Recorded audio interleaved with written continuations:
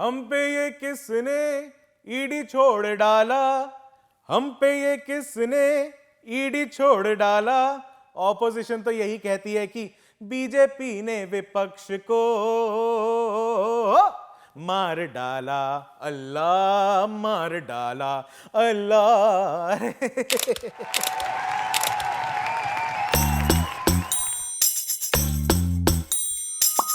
छोटे नेताजी।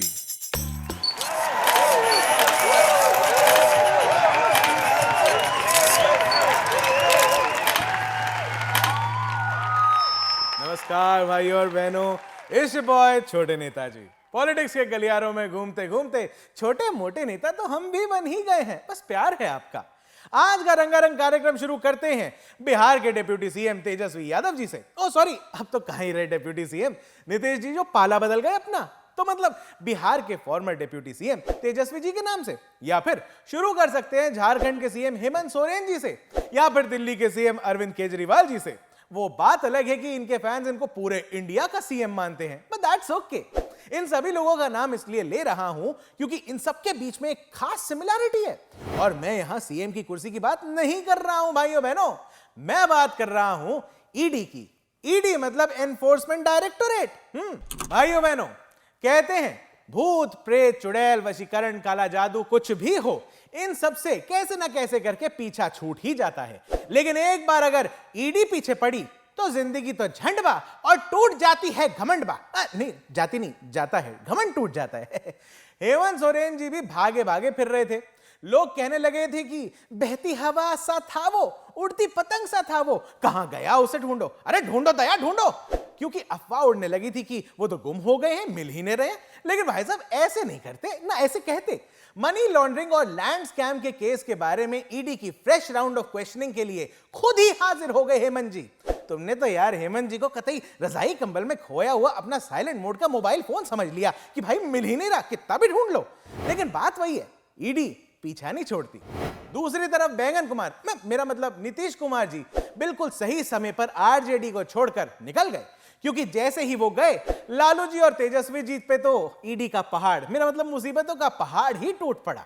घंटों घंटों सवाल जवाब चलते रहे लैंड फॉर जॉब्स केस के नाम पर, बीट लालू जी और तेजस्वी जी। लेकिन ना, ईडी पीछा नहीं छोड़ती। इधर दिल्ली में अरविंद केजरीवाल जी का जीना मुहाल कर दिया है ईडी ने। 5 बार समन्स भेज दिया ईडी ने, लेकिन अरविंद जी बिंग अरविंद जी, उन्होंने पूरे liquor and excise duty scam पर खुद को ईमानदार बता दिया है। शायद इसीलिए नहीं जा रहे हैं ईडी के पास। ईडी को भी समझना चाहिए ना कि जब जनता के प्यारे कट्टर ईमानदार सीएम साहब ने बोल दिया तो वो पत्थर की लकीर मानी जानी चाहिए कि नहीं मानी चाहिए, आप बताओ। लेकिन कोई नहीं, अगली बार मैं कभी ईडी के पास गया तो उनको समझा दूंगा। वैसे तो ईडी वांटेड के सलमान खान की तरह है, ये वो बोलते हैं कि एक बार मैंने जो कमिटमेंट कर दी उसके बाद तो मैं खुद की भी नहीं सुनता, लेकिन मेरी सुन लेते हैं। वो क्या है कि छोटे नेताजी की जरा बात अलग है। लेकिन आम आदमी पार्टी के और नेताओं ने भी यही कहा था कि ईडी हमारा कुछ नहीं बिगाड़ सकती। लेकिन अब संजय सिंह जी, सत्येंद्र जैन जी और मनीष सिसोदिया जी को देखकर दिल मुरझा सा जाता है। वो क्या है कि ईडी पीछा नहीं छोड़ती है। भाइयों बहनों, कहने का तात्पर्य यह है कि हम पे ये किसने ईडी छोड़ डाला, हम पे ये किसने ईडी छोड़ डाला। ऑपोजिशन तो यही कहती है कि बीजेपी ने विपक्ष को मार डाला, अल्लाह मार डाला, अल्लाह।